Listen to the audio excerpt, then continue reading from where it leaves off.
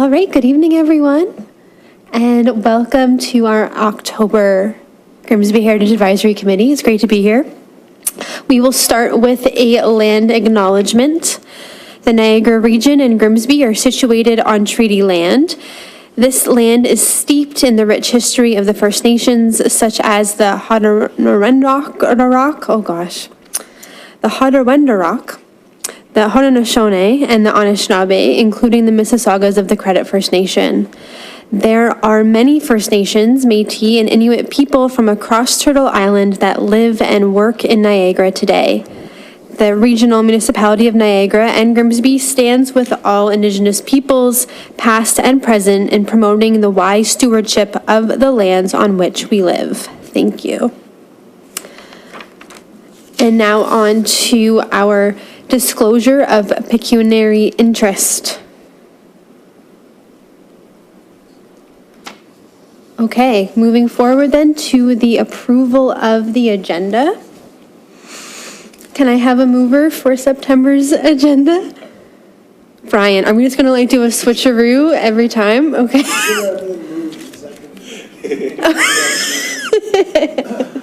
Perfect. Oh, my pen looks weird. Okay.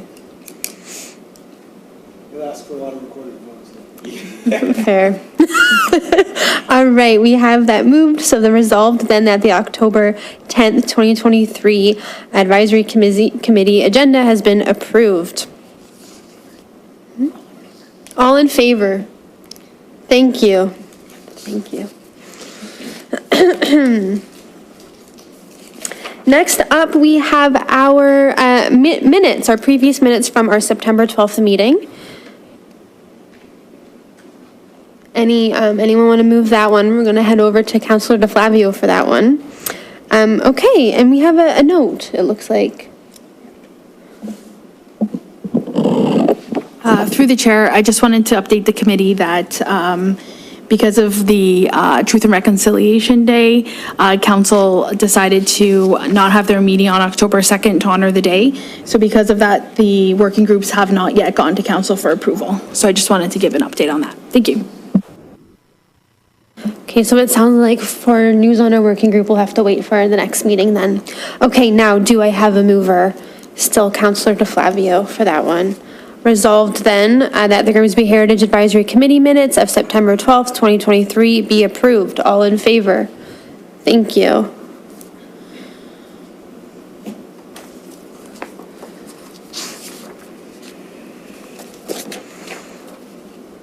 Okay, next up, any verbal updates? No verbal updates.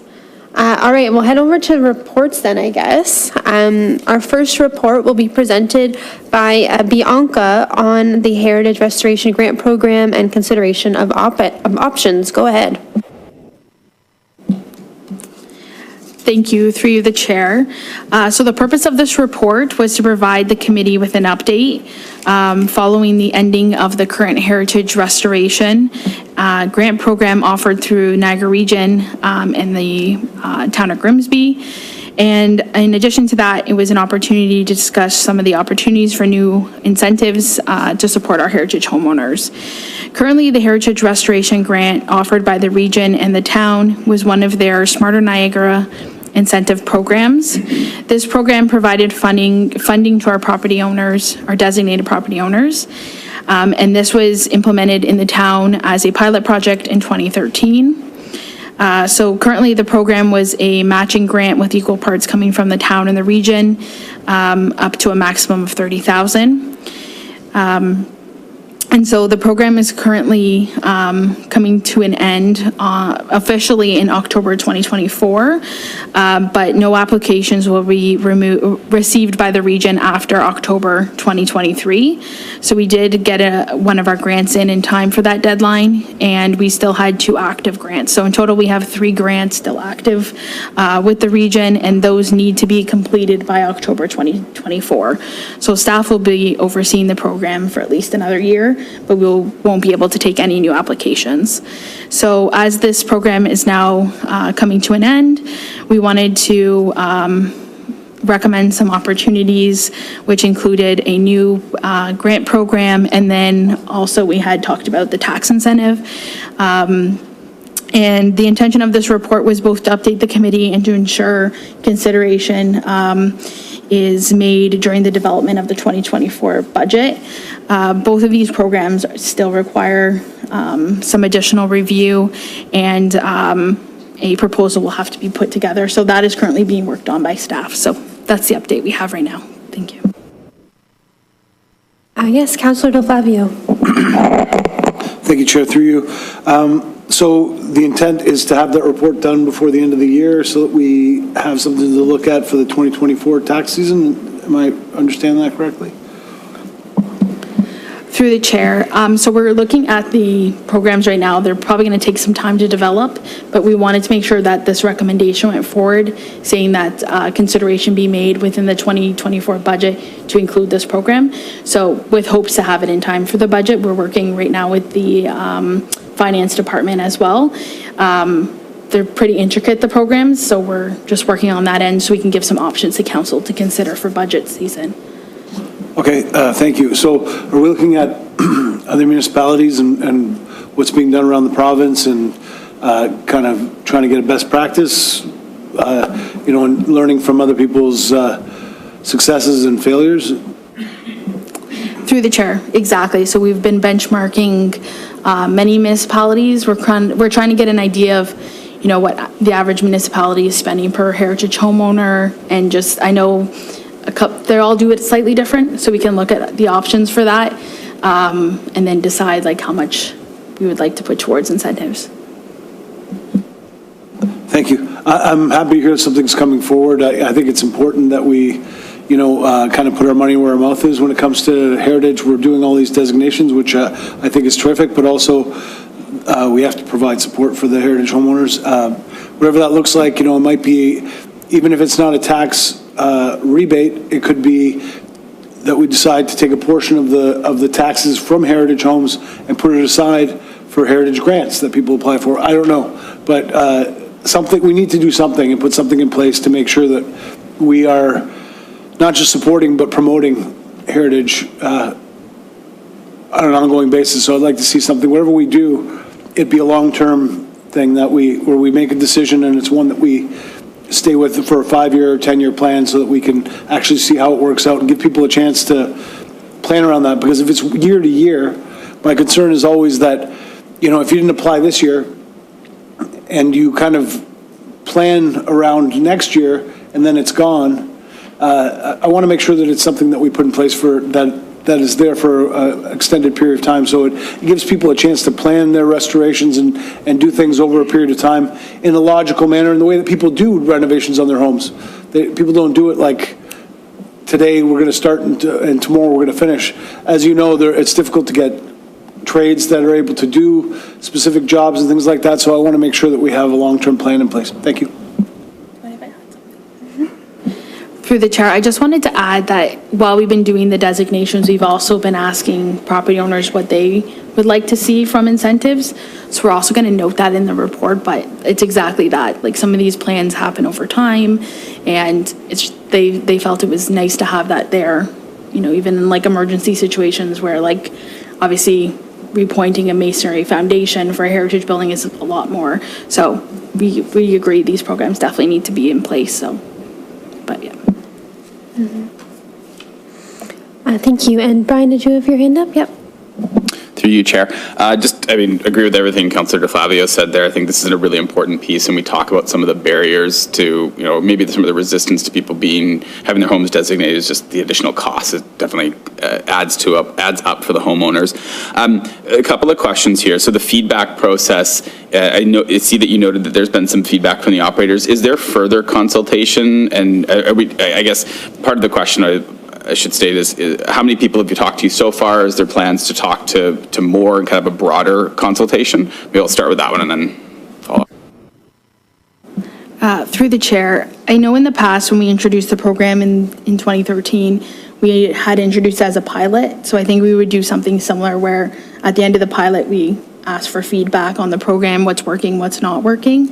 But of the designations we've done right now, it's probably going to be, they'll probably represent just under half of our designated sites. So we're getting quite a bit of feedback, and the property owners that are getting heritage permits, everything, who are already designated, I'm trying my best to get their feedback.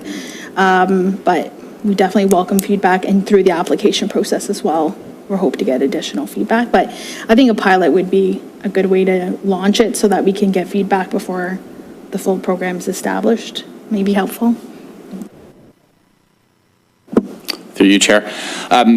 The other piece was just around looking at maybe, it's more of a suggestion, looking maybe a bit outside of Ontario as well, and perhaps other provinces as well, and maybe even the U.S. I know that a former member of this committee had made note of some great programs that are existing in the United States there. So if the research or if the ability to kind of look out beyond that one to see some other areas that maybe have a more creative way of doing it. Because I think my sense is that probably in principle, a lot of people will agree with this. It's just where does the money come from? And so that's where the creativity comes in. And sometimes the examples of how other regions, cities, towns have used it might be helpful in kind of guiding what works best for Grimsby.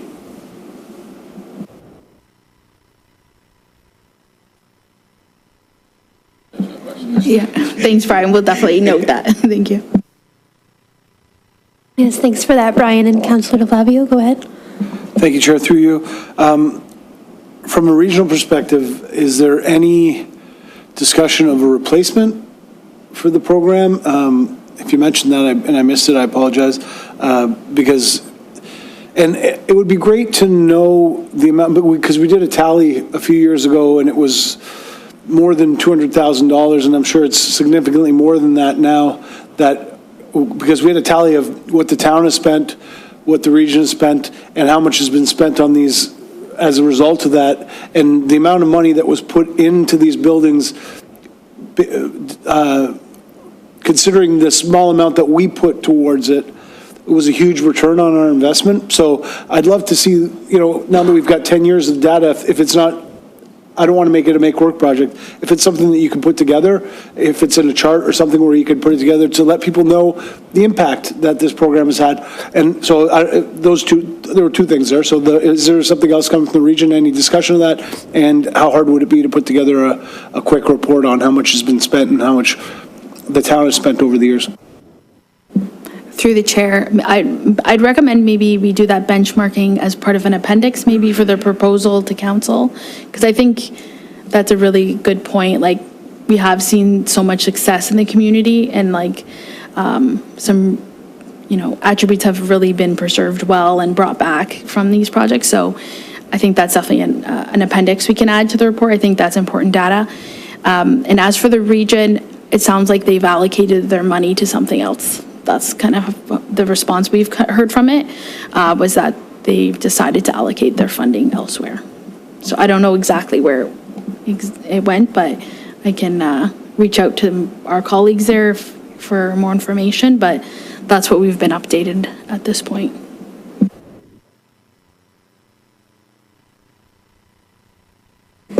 All right, thank you for your comments and questions. And it's nice to see the town working proactively on this, so thank you. And I'm looking forward to seeing what your research brings and seeing what the report is. All right. I guess then we'll move towards the resolution.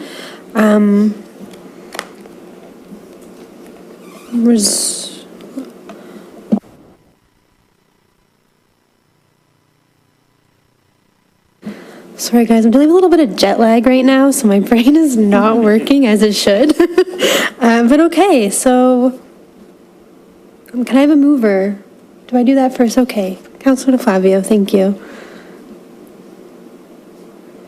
Okay, resolved then that the report HR 2316 dated October 10th, 2023 regarding the Heritage Property Grant Program Update and Information Report be received, and that the GHAC recommends investigation and consideration of options for heritage property owner incentives, i.e. Heritage Property Tax Relief Program or Restoration Grant Program, and that the possible financial incentive program be taken into consideration during the development of the 2024 budget. All in favor? Wonderful, thank you. 'All right, 'All right, thank you for your comments and questions. And it's nice to see the town working proactively on this, so thank you. And I'm looking forward to seeing what your research brings and seeing what the report is. All right. Okay, next up, Bianca will speak on the designation plaque designs. Go ahead, Bianca. Thank you, through you, the chair. So staff have put together some designation plaques for the properties at 130 Main Street East, 104 Main Street East, 8 to 10 Ontario Street, 115 Gibson Street, and 8 St. Andrews Avenue. So Burlington Signs now produces our designation plaques, and during the last term of Heritage Committee, we had the custom Town of Grimsby crest made, so we can use it on our plaques moving forward. So we've put some proposed text together in consultation with the Grimsby Historical Society to ensure that the dates of the building matches both of our records. And we now look to the committee for any recommendations on these names or dates or styles. And then once we have a recommendation from committee and approval from council, we'll work with Burlington Signs to ensure the plaques are produced using this year's budget. Thank you. Awesome, thanks, Bianca. Any questions? Yes, Councilor DeFlavio, go ahead. Thank you, Chair, through you. So I only see 5. We've designated significantly more than that. So is this just to show the examples, or is it because all of them except for, I think all of them have been passed by council except for the ones from the last Heritage meeting, right? So is there, anyway, I think that question makes sense, I hope. Through the chair, so what we've done is using our allocated budget for this year, we've maxed out how many we can do, so we can do 5 this year. And then our goal is to continue to move forward with the designations as budget allows. So this is what we have this year for budget. Are there, through you, Chair, are there economies of scale? Or is it just if you order 10, is there a better price? Because there might be a reason to get more done this year and to, move stuff from, there might be money left over from last year's budget or something where we could move things from one column to another to save some money. My experience in municipal politics is things don't go down in price over the years, so getting it done as quickly as possible, and if we know that they're designated already, might not be a bad idea. So I don't know, maybe you've looked into that already, and anyway. Through the chair, we've always done like 5 or 6 we've asked for the price on, but yeah, I can definitely reach out to Burlington Signs and see if they would have a better deal if we had done a large group of them, because to this point, yeah, several have been designated, so if we can, then I'll have to bring that back to the committee, so. Yeah, so, I mean, I'm in favor, if you want us to approve this and see if we could do future signage as well. It's just, it doesn't make sense from my perspective. I don't think to leave all these ones that we have designated. We know that they're going to get signs, and we know that the cost of signs is not going to go down. So if we can get them done this year and we can use money from another column, whether it's surplus in another area, or you talked about the heritage restoration grants not being fully used, or however that looks, but getting them done now, it doesn't make any sense for me to put it off if we know that they're going to be designated and they're going to get signs anyway, so. Through the chair, I think that sounds great. I think maybe we'll pass this resolution to make sure we use the money this year. I don't want our money this year to go. But in the meantime, I'll look and I'll see if it's something we can do, then we'll bring it forward to the next meeting. But at least this way, we know for certain we're using this year's budget. Thank you for that suggestion. Any comments on the wording or the dates of these plaques? I'm glad to see that you consulted the Grimsby Historical Society on that. So it's good to have, a couple sources and experts in consultation for this. So that's fantastic to see. Yes, Brian, go ahead. Through you, Chair. To answer your question, no, I have no issues with these ones. I think they look good.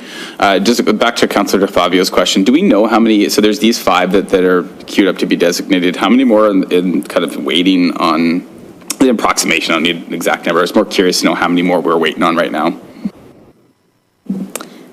Through the chair. So I think we have one other one that's kind of like an older designation that we're still confirming the text for with the property owner. But aside from that, like the industrial area cottage and Swanwick Schaefer are both designations that started this year. So we're all caught up on our older designations. So these are the first two from this year. As for that have officially been designated, I think we're looking at about 17 have officially been done. 12 are coming up shortly. And in total, we've started, I think, 40 designations this year. So, yeah. So we're definitely going to have to phase in the plaques. Yeah. Yeah. Yeah. So this is just a temporary solution to a long-term plan, I think. Through you, Chair. Somewhat related, but maybe thinking a little bit ahead. Ceremony, do we have plans to bring the property owners in to do a bit of a presentation? I think we did them, I feel like it was this past summer, but it wasn't. It was the summer before. But I was thinking it's nice to actually do the designations, bring them in, and people actually see the homeowners and talk to them a bit. So it's more a question of we had plans for that, or we see that in the next couple of months, or I guess even how long do these usually take? Sorry, a bunch of questions there. Through the chair. As for how long they take, I want to say last time it was maybe 4 to 6 months to get them back, but we had a lot done. So we didn't, I think we had probably 12 or 13 made. So I can check with them the turnaround time for this. But yeah, I think that's something the committee can talk about. Do you want to do 5 every year? Or do we want to do like maybe it every other year and do 10? I don't know how the committee feels about that, but I think it was a great event, and I think it was a great way to honor the property owners. So I leave that up to you guys to decide, but happy to organize it. I definitely agree that the ceremony is really exciting. I feel I would like to see more designations be celebrated, and maybe if we can like use more budget to bring more plaques, then it would be worth doing one, even if it takes 4 to 6 months. We have a little bit of time to plan. But I do like that idea. Awesome. Any other questions? So it sounds like we are going to investigate if we can kind of maybe bulk order and if maybe take money from other columns to see if we can do that for this year. Because like everyone's agreed, we do have quite a backlog. Awesome. Okay, so with that, then I do have a resolution here I'll read. Resolved that report HR 2317 dated October 10th, 2023 regarding the designation plaque designs be received, and that the committee recommends that the designation plaque designs for the properties at 130 Main Street East, 104 Main Street East, 810 Ontario Street, 15 Gibson Street, and 8 St. Andrews be approved, and that once approved by council, staff order and finalize all artwork for the production of the designation plaques. Do I have a mover? Oh, yes, Brian, go ahead with a question.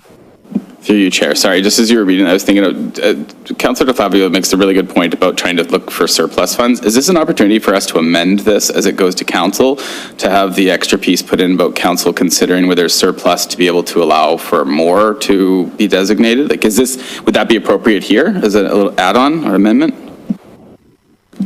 Through the chair, so budget's going to be dealt with through council now. It's not going to come to committee anymore.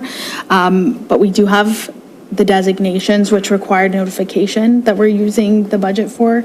So we'd have to see if we have any gapping space. So that's something I'll have to take back and look at what we have.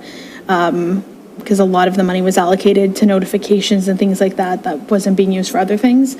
And then we can see what's left over if there is an opportunity for that. So I'll definitely take that back and bring you something in November.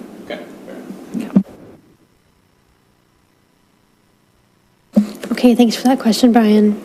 Yes, awesome, and Brian's gonna move it. Thank you. All right, all in favor?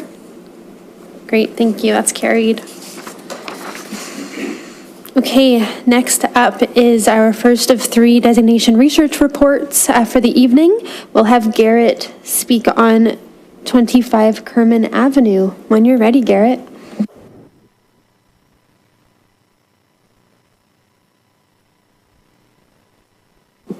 Thank you, through you, Chair. Staff would like to note to the committee that all property owners have been given notice twice of the proposed designation of their properties. Staff are working collectively with property owners to address any questions or concerns they may have. We would also like to extend a thank you to the Grimsby Historical Society for their contributions towards protecting these properties.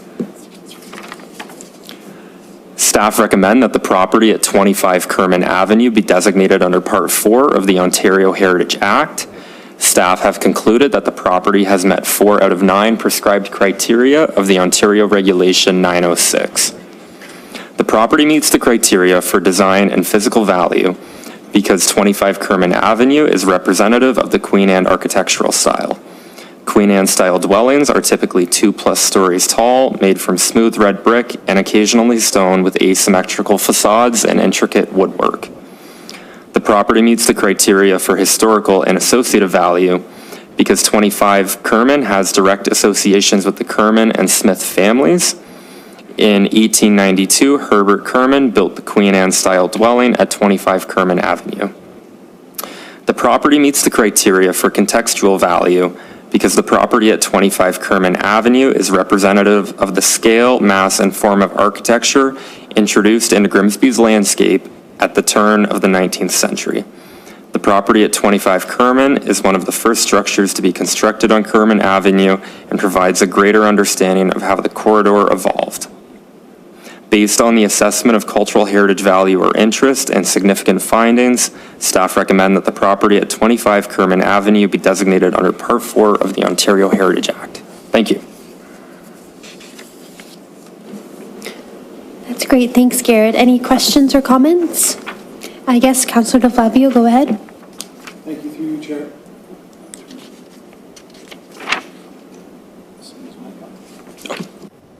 Sorry, through you, Chair. I had a question about the impact. So first of all, terrific. There's a few others on Kerman. I hope that some other ones are coming forward too, because this isn't the only one on Kerman that on that west side of Kerman. How does the designation impact the homeowner's ability to sever the land? Because this is a significant property. There's a lot of empty space on this property that might be subject to future, and it is within the urban area. So are they still able to sever the land while maintaining the heritage home? If you could just give a little bit of a background on how that works, I'd appreciate it. Thanks. Through the chair. So yes, they can sever. There would be a requirement for a heritage impact assessment. And through that impact assessment and assessment by heritage staff, a recommendation would be made to ensure that any impacts to the heritage is mitigated. So the intention is to guide change. The designation wouldn't stop it. It would facilitate the opportunity to manage the impacts. And then that process would go through the Committee of Adjustment, and it would be the public process. And it would, if it was designated, a heritage permit would be required. The Heritage Committee would provide comment on that, and then that's the legal mechanism for them to actually sever the parcel prior to amending the bylaw. So it's something they can do. We would go through the process to mitigate any impacts. Thank you, through you, Chair. So also there are some significant trees on that property that are probably a couple hundred years old now. Again, the designated trees is a difficult thing, as we've learned in the past, but is there anything that we could do to protect there's a couple that I'm thinking of in particular that I think of when I walk by that place that are, it would take 3 people to put your hands around it. If maybe they seem bigger from far away, but they're pretty large, old, significant trees. So I don't know if that's something we want to look at, if something we want to discuss, maybe even talk to the homeowner and getting, propagating from those old trees or whatever we want to do to continue that family lineage, because those trees have been here since probably before those houses were built, or probably around the same time. If you look at them, they look like they were there before the houses. So through the chair, I was just going to note to the committee, so we've met with a lot of heritage homeowners this year, and something a lot of them are uncomfortable with is the trees. So I'm a little hesitant to designate them because a lot of the homeowners have stated that being a concern, and we're trying to work with them to get to a place where we're all comfortable. So I think we could talk to the homeowner here and see if that's something they would be supportive of. And then the way that would work is maintenance would be encouraged, and there really wouldn't be an opportunity for that maintenance work to be approved. And then if it came to a concern of the tree falling, then it becomes health and safety, and that's dealt with through bylaw. So there's not really an opportunity for us to manage change on the trees. But if the property owner is comfortable with it, it is like an attribute you can note in the designation. But a lot of the feedback I'm receiving is they're a little uncomfortable with trees. Thank you, through you, Chair. And I understand that. And I think that anybody that bought this house in the past or in the future would look at those trees and want to preserve them as much as possible, because I don't know if you have the image, but they're a very important part of the way that the house is framed and all that. So I don't want to make it a hindrance. What I'm saying is, if we can get our green committee, or if there's somebody that's interested in looking at those trees and helping them, or, you know, I want to do whatever possible to make it something that can be continued. So I don't want to make it a hindrance, so please don't misunderstand me. I want to make people want to designate their houses, and if putting trees on there is something that keeps them from doing that, then I don't want to put up another barricade, so thanks.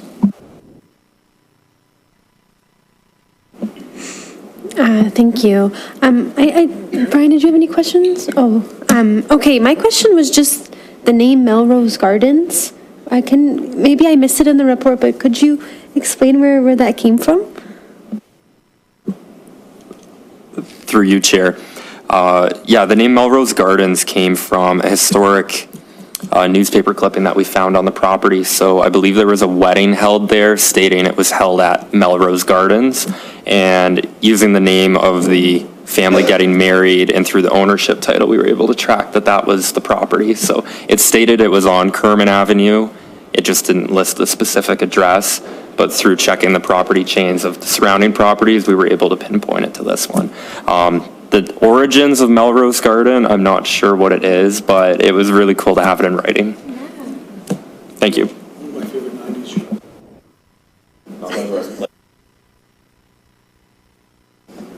Oh, that's awesome. That's really neat that you were able to track it down that way. That's fantastic.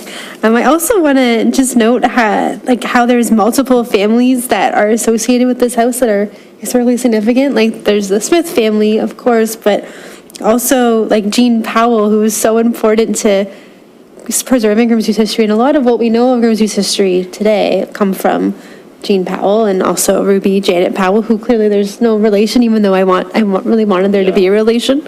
But still, I think that's really neat that, like, you know, one house can have two themes of history and two avenues of history. And I think it kind of reminded me again that, like, layers are important, and preserving the different layers of our history is important. So I just wanted to really bring that up. And then I almost wanted Jean Powell to have more of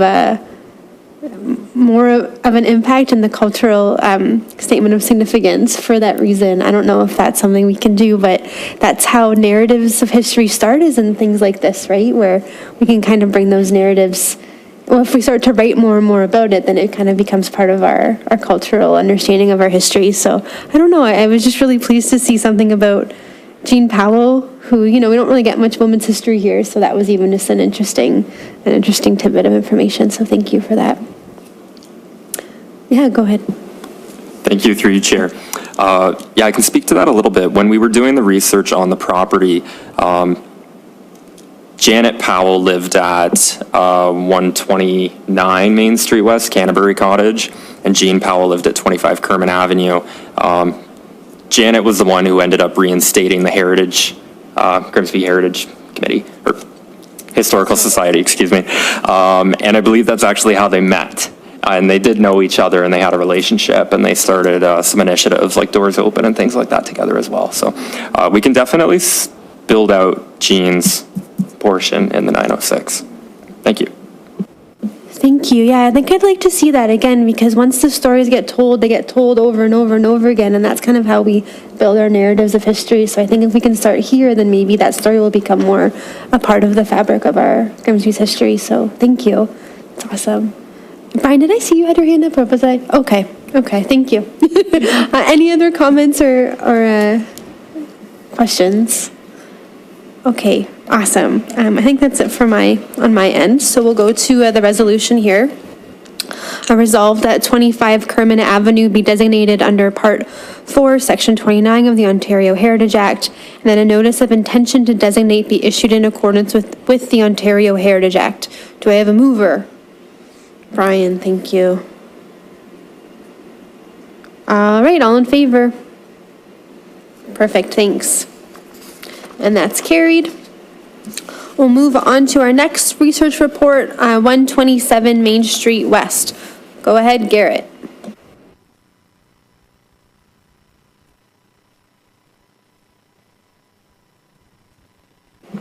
Thank you, through you, Chair. Staff recommend that the property at 127 Main Street West be designated under Part 4 of the Ontario Heritage Act. Staff have concluded that the property has met 7 out of 9 prescribed criteria of the Ontario Regulation 906. The property meets the criteria for design and physical value because the structure at 127 Main Street West was constructed in the Loyalist Georgian style around the year 1800. The property meets the criteria for historical and associative value because 127 Main Street West is heavily associated with the Nels family, the Fitch family, the first merchant shop, and the first post office located within the 40. The property meets the criteria for contextual value because the structure was built at a time when wheat farming and mills were prevalent within the village. These farms and mills helped to support the families and build the local economy. At the time of construction, the merchant shop would have been an integral piece of the 40.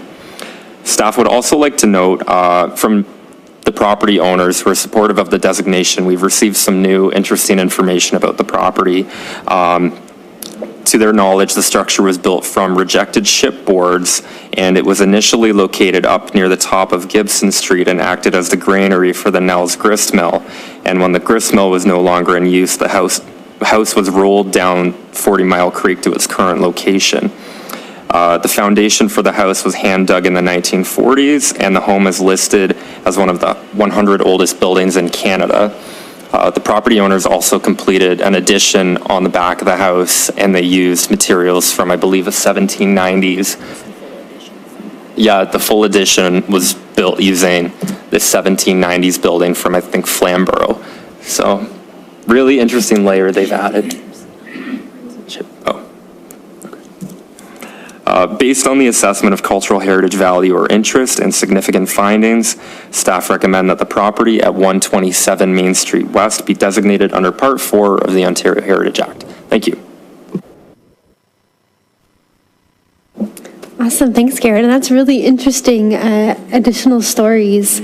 So I guess we'll have to, look and see if we can verify those with sources, but that's really cool. And the fact that they put so much work into, building an addition, but we're using older materials is really good to see. So I'm glad to hear that they're on board with the designation and that they seem quite committed to preserving that history. Any questions or comments?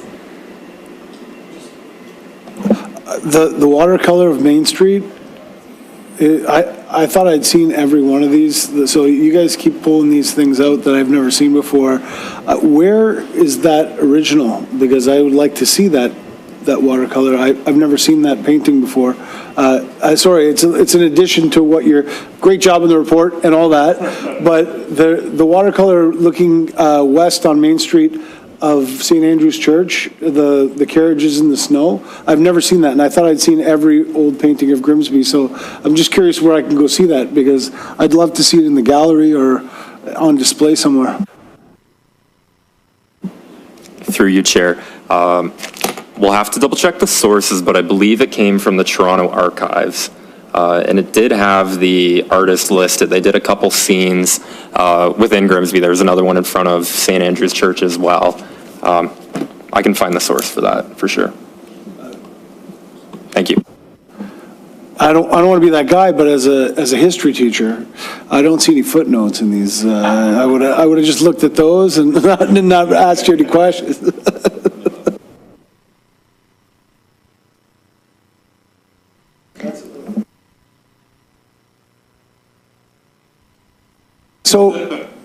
So all kidding aside, it would be nice to have, whatever it is, postcard series, whatever, things that people, because we have so many beautiful images, whether it's Grimsby Beach or the Main Street or historical photos and paintings, and they're not really available anywhere. Even if we created an archive of all the things that you've found over the time, so people don't have to go through every report, just a place where people can go with these things.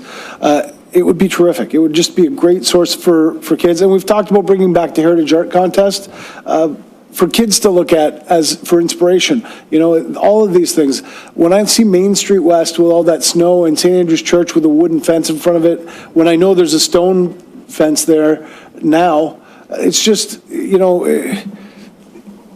it's cool, nostalgic, and all of those things. So maybe not cool in the modern sense, but cool for me anyway. So thank you.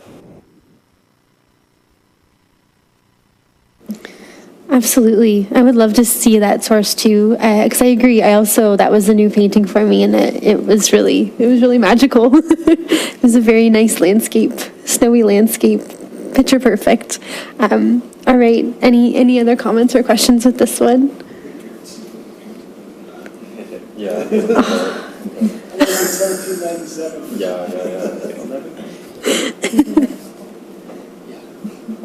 All right, we'll move to the resolution for this one then. Resolved that 127 Main Street West be designated under Part 4, Section 29 of the Ontario Heritage Act, and that a notice of intention to designate be issued in accordance with the Ontario Heritage Act. Mover. DeFlavio. All in favor? Awesome. That is carried. Fantastic. We're flying through it this evening. On to our last designation report. This is for 326 Main Street West, once again presented by Garrett. Go ahead. Thank you, through you, Chair. Staff recommend that the property at 326 Main Street West be designated under Part 4 of the Ontario Heritage Act. Staff have concluded that the property has met 4 out of 9 prescribed criteria of the Ontario Regulation 906. The property meets the criteria for design and physical value because the structure at 326 Main Street West is a unique and representative example of the Queen Anne style. The property meets the criteria for historical and associative value because the dwelling was built in 1885 by William Hamilton Pettit. William is the great-grandson of the United Empire Loyalist settler and pioneer of St. Andrew's Anglican Church, Andrew Pettit. The Pettit family was one of the first Loyalist families to settle within the 40 and were quite influential in the development and growth of Grimsby. The property meets the criteria for contextual value because the property and Queen Anne style dwelling are representative of the intact tender fruit farms that were built along the Main Street West corridor. Based on the assessment of cultural heritage value or interest and significant findings, staff recommend that the property at 326 Main Street West be designated under Part 4 of the Ontario Heritage Act. Thank you.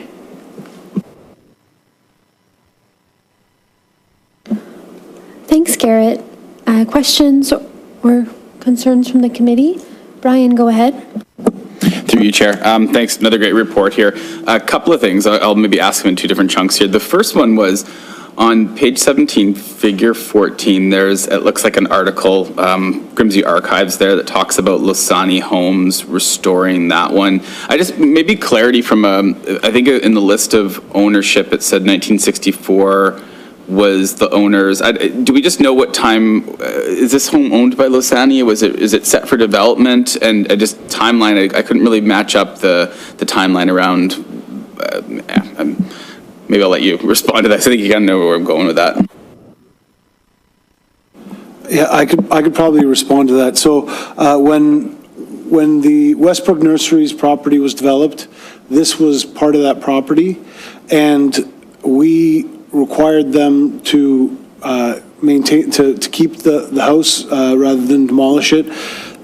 Internally, there were a lot of changes made because internally there wasn't a lot that could be preserved, but externally there's a lot of great stuff there. So that's what I was going to bring up. But that was, I want to say 2008-ish. So there was significant restoration done. It's basically a new house on the inside, or newish house on the inside but the restoration was done with, tall baseboards, and I've only been in it once when we got a tour of it after the restoration was done, but they did a beautiful job restoring it, but it's owned by a private family now. So I wanted to see if my question was good. I hope that answers your question. I wanted to ask along the same lines, did you get a chance to speak to the homeowners and talk about the internal changes that were made and all those things that occurred over time? Or that's probably, and I think Walter and our staff would probably have a pretty good record of that as well, because that was all part of the public process when that development occurred. It was part of that severance as well that was a bit contentious last year on the adjacent property. Through the chair, so designation doesn't typically extend into the interior, so there would be no protections on the inside. So a lot of properties have changed a lot on the interior. This isn't like a unique situation, but yeah, there was a lot of original material on the exterior, and that was taken into consideration during the evaluation. The property owners have been notified twice, and we're still waiting to hear back from them. So hoping to discuss that more in detail. Thank you.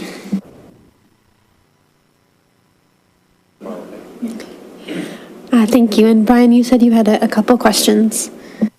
Thanks. Through you, Chair. It's more of a curiosity. When I was looking at the pictures in Figure 4, how can you pick out from that picture that this is the home? It's more of a genuine curiosity because it's really low resolution. So I'm interested to know how you're able to decipher that.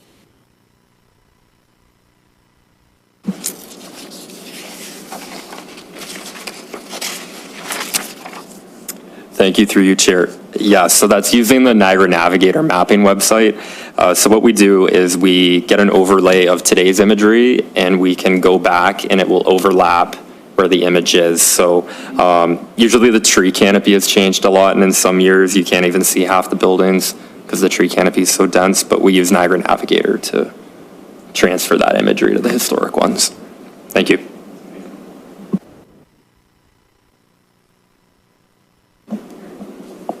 Thank you for that. My question is towards the garage. You know that there was a garage on the property. Do you know the history of the garage, or if it's anything to do with the garage? Thank you, through you, Chair. We haven't included the garage in any of the heritage attributes, but there is a section of the report where we just outline what existing structures are on the property, so that's why that would have been included in there. But if it's not historic, generally, we wouldn't include it, including that garage. Thank you. Okay, so it's not historic or doesn't meet those criteria, okay.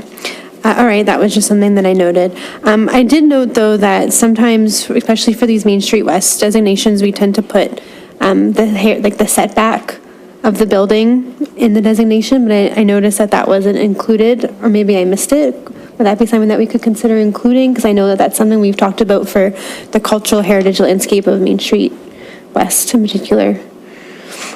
I might have missed it. Through you, Chair, we'll add it in. Thank you. Great, thank you. Any other comments or questions?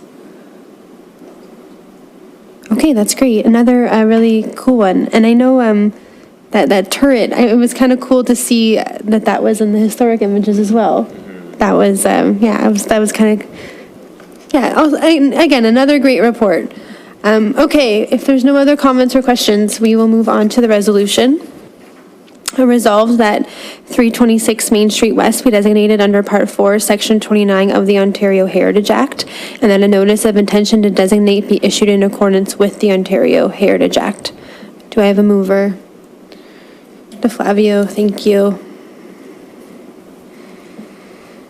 All in favor? Great, that's carried. Fantastic, thank you. We'll move on to a correspondence that came from the Royal Canadian Legion about renaming Clark Street to Veterans Way, and Bianca will present on that. Go ahead, Bianca. Thank you, through you, the chair. So we did receive some correspondence from the Royal Canadian Legion at the West Lincoln branch, and they have sent some correspondence requesting to change the street name of Clark Street between Christie and Ontario Street to Veterans Way. And they also provided a little bit of additional information about some of the local veterans in the community that they'd like to honor this way. So that's just a quick overview of the correspondence. And I'll leave that up to the committee if they'd like to endorse that. I just wanted to note that this is a regional road, so ultimately the region will be making the decision, but we will be sending your potential supporting request to the region. I also was going to note that this will also need to be reviewed by the regional emergency services to ensure that there will be no conflicts for ambulances, fire, and things like that. Thank you. That's great, Bianca. Councillor DeFlavio, go ahead. Thank you. So is it a renaming or is it a signage? Because a renaming is significantly different than signage recognizing a Veterans Way, because if you rename it, then that means property owners are affected and business owners are affected, and everything along that way has to change their, letterhead and all the stuff that goes with that. I think it's a great idea if putting up signs, and calling it Veterans Way, but changing the actual name might have an impact, a financial impact on people who own properties. And I think the town is one of those, which is not as big a deal because it's basically just changing what's on the website, but the other places or people in that area might be impacted. So I'll endorse it, but I think we should reach out to the owners of the properties on those in that area to make sure that, they're aware of what that means. Through the chair, I was just going to add in our quick review of this, I was given this morning, we have been able to confirm that it looks like two properties actually have the Clark Street address, and one of them is the town's and the other one is the Bell cell tower.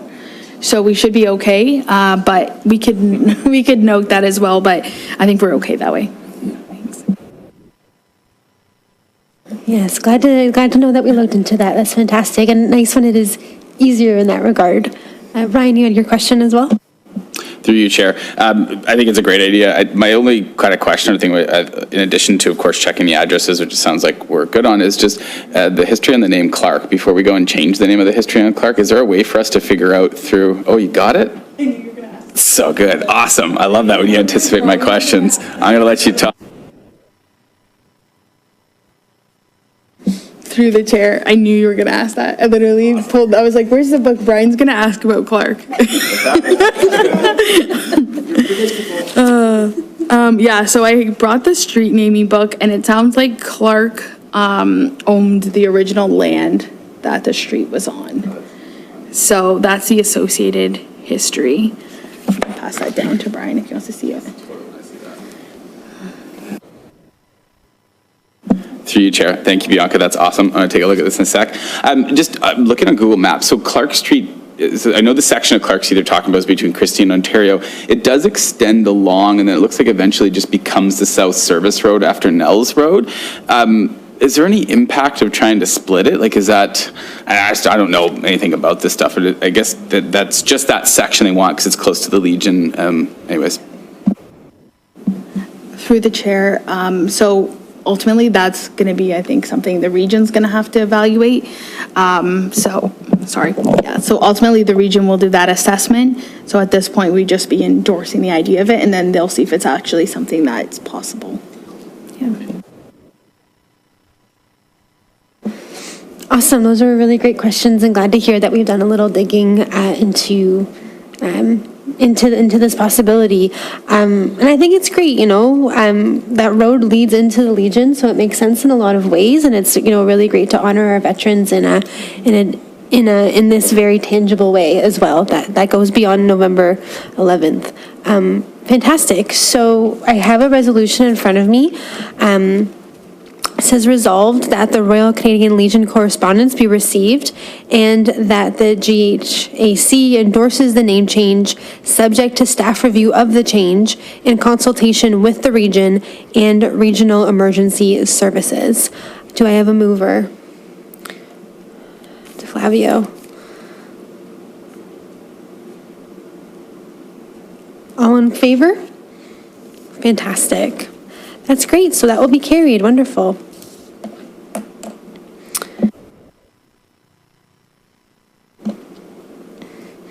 Okay, so next up in the agenda, we have announcements. And one of the announcements actually something that I put forward. In terms of networking opportunities, there's in my day job, I work for an organization called the Brown Homestead. It's a heritage organization in St. Catharines. And we recently came out with a podcast episode on heritage designations. We interviewed a former heritage planner out in the city of Hamilton about the process, kind of what it's all about, the processes involved with researching and designating and working with communities and working with the government. And it was kind of in response to changes to the Ontario Heritage Act. So that came out in September, and I wanted to kind of give it a plug and say, if you're looking for, the community or community members, if we're looking for just more, weeding through the muddiness that is the act sometimes, to give that a listen. And if you're ever talking to someone in the community about the Heritage Act and about designations, that podcast episode itself might be something worth sharing, just to kind of give a little bit more perspective, I guess. So that's something I wanted to bring up. And yes, oh my gosh, yes. Our podcast is called The Open Door. It should be found wherever you can find wherever you listen to podcasts, called The Open Door, and that would be season 3, episode 6, I believe. There's also the most recent one we released was on heritage, historic barns in Niagara, which was also really interesting about the historic swing bean barn. So anyway, I just wanted to put that through. If you have anyone that you're talking to about heritage designations, sometimes it's nice to listen to someone else talk about it and give a little bit more detail. And other educational opportunities offered by the Homestead. We recently developed a workshop on the Ontario Land Registry System and researching with the Ontario Land Registry System. We are offering it for October, and I came here I put it on the agenda to be like, all right, let's all go to the workshop together, but it's now sold out. So if you're interested in doing this in the future, let me know, and I can pass along information when the next one's available, and we can maybe go. But I just wanted, again, especially as the committee gets more interested in maybe doing designation reports ourselves, learning how to use the land registry system and research it and find that information is really useful, and it can be daunting. So the workshop's meant to kind of help with that. So those were 2 plugs that I wanted to share with the committee tonight. Thank you, that's fantastic. And I see Bianca, you have something you'd like to share as well. Thank you, through you, the chair. So I just wanted to give everyone a heads up that the Heritage Conference is coming on October 26th to 28th, and it's the 50th anniversary, and it will be virtual. So you can watch online. So the National Trust for Canada website will give you access to the registration, and this year it's in partnership with the Indigenous Circle. So should be a really powerful conference. So thank you. As going to the conference before, it's really enlightening, and it's really cool just to talk to people who are in the Heritage Circle and to hear, other people's experiences and other people's perspectives. And I always come away from those conferences really engaged and really excited and enthusiastic about. I get energized after those things. So definitely something to consider if you're available. Awesome.